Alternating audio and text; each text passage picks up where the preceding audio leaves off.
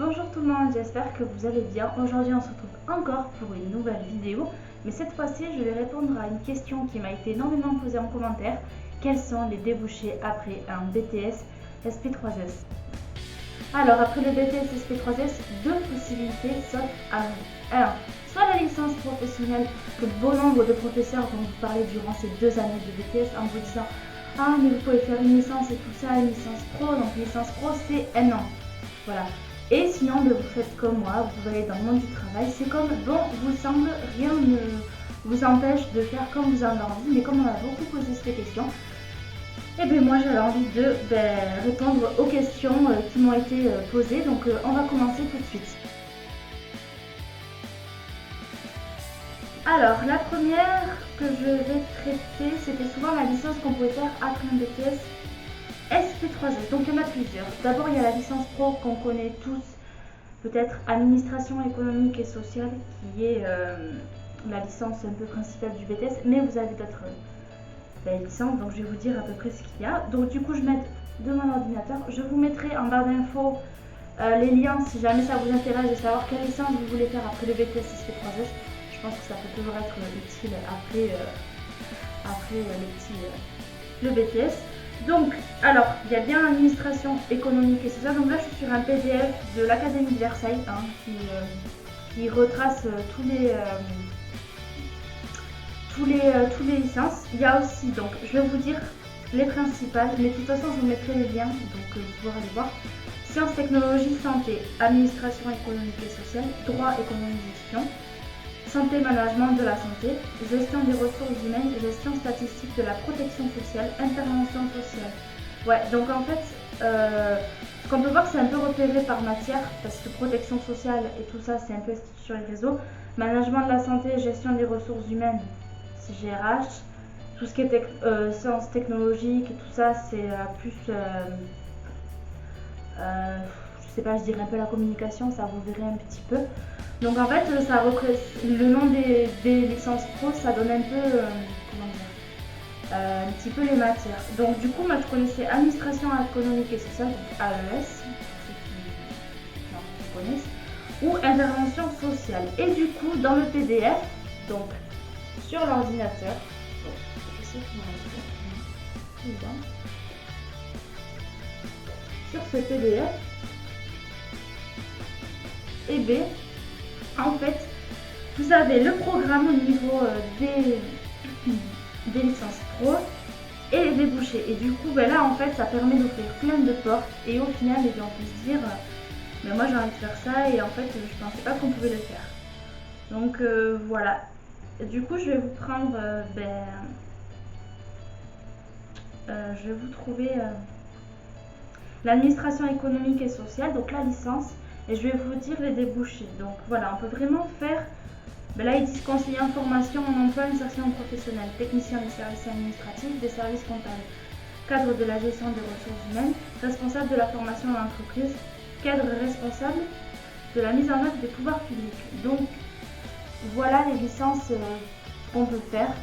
Après, vous pouvez, je vais le mettre aussi dans cette rubrique, faire des concours. Vous pouvez passer le concours de cadre de santé. Donc souvent on dit oui, il faut être infirmier et tout ça, parce que c'est vrai que c'est un peu la suite logique qu'un infirmier fait après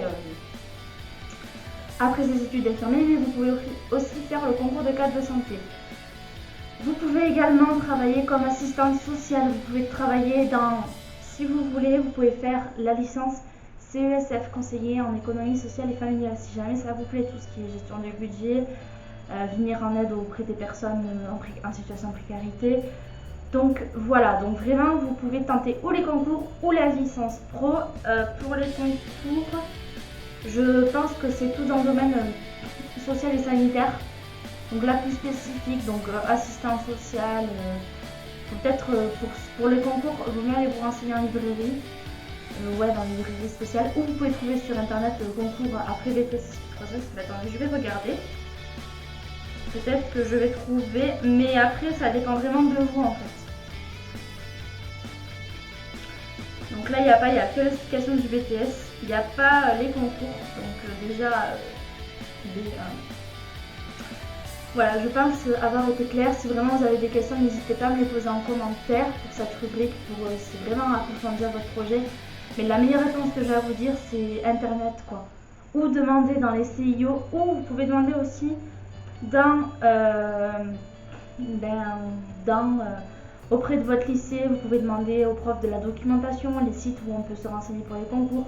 Voilà, vraiment, si vous voulez passer un concours ou faire une licence pro, bon, la licence pro, souvent c'est à la fac, mais vous pouvez aussi vous renseigner sur Internet et savoir qu'est-ce qu'il y aura comme cours, les matières, etc.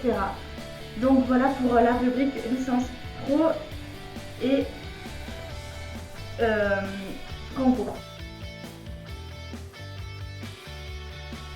Alors, maintenant on va passer à la rubrique les métiers qu'on peut faire après le BTS SP3S, puisque voilà, il y a beaucoup de gens qui peuvent m'ont posé cette question et je pense qu'elle reviendra tout le temps. Alors il faut savoir que le BTS SP3S, vous l'avez, c'est bien en fait. Mais par exemple pour être responsable des services à domicile, en fait il vaut mieux avoir de l'expérience. Par exemple moi je travaille comme auxiliaire de vie. Et j'avoue que si j'emmagasine de l'expérience, je pourrais finir responsable et tout ça en fait. Je veux dire, faut pas se dire bon mais j'ai le BTS, c'est bon je toque, hop, j'envoie ma lettre de motivation, ils vont se dire ouais mais responsable, t'as pas d'expérience. C'est souvent ça en fait, le manque d'expérience. Du coup je pense que c'est important d'avoir de l'expérience, de travailler. Bon après on n'a pas forcément envie de rentrer dans la vie active après un BTS. Moi ça a été un choix pour moi. Parce que voilà, c'est personnel et chacun ses idées, ses convictions, mais de toute façon, dites-vous que même si vous poursuivez vos études, vous serez obligé de sortir du travail et des fois, vous vaut mieux commencer en bas de l'échelle pour plus tard finir en haut. Voilà, faut être ambitieux, mais je veux dire, faut pas se voiler la face. Au jour d'aujourd'hui, vous avez un BTS et vous ne rentrez pas responsable, à part si vous êtes pistonné. Mais voilà, faut être honnête aussi, faut pas non plus toujours penser que on rentre comme ça en claquant des doigts. Alors du coup, je vais vous dire un petit peu les métiers. Bon, je vous donnerai le lien aussi, parce que du coup, je pense que ça va être important pour vous. Alors, au niveau des métiers... Alors, attendez, je vais sur déboucher peut-être. Alors, on peut donc conseiller en économie sociale et familiale, responsable des services d'aide à domicile, ce que je vous avais dit, assistant ou délégué à la tutelle, donc si vous avez fait travailler dans une association tutélaire, voilà, vous pouvez, mais donc c'est plutôt assistant à la protection des majeurs, donc voilà. Bon, c'est pas plus, c'est bien. Après, faut avoir de l'expérience, faut avoir fait des stages. Peut-être que après vous pouvez trouver l'emploi si des stages s'est très bien passé, qui vous propose l'emploi, c'est très bien, mais il faut savoir que c'est un petit peu compliqué parce qu'il y a pas mal de demandes dans ce domaine, comme partout. Vous avez conseiller d'action sociale dans les organismes de protection sociale complémentaire. Donc voilà, ça peut être cool.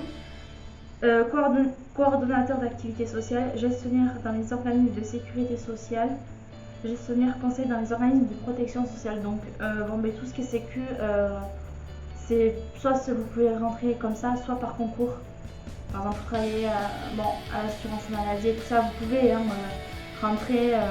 Voilà, mais peut-être que des fois, il préfère avoir quelqu'un et un concours, et du coup, c'est plus facile pour y accéder. Donc voilà, j'espère avoir répondu à vos questions. J'ai été un peu bref parce que j'ai pas forcément envie de m'étaler, parce que sur ma chaîne, on a déjà pas mal parlé. J'ai même présenté des fois les débouchés, tout ça. On m'a posé énormément la question, on m'a même mis dans les commentaires des questions que j'ai répondues. Donc cette vidéo reprend vraiment la question principale, qu'est-ce que je fais après le BTS SP3S. Mais si vraiment vous avez des doutes et vous voulez des questions, n'hésitez pas à me les poser en commentaire. Donc voilà, je vais vous laisser. Je vous dis à la prochaine pour une autre vidéo. Et puis d'ici là, prenez soin de vous. Bye bye!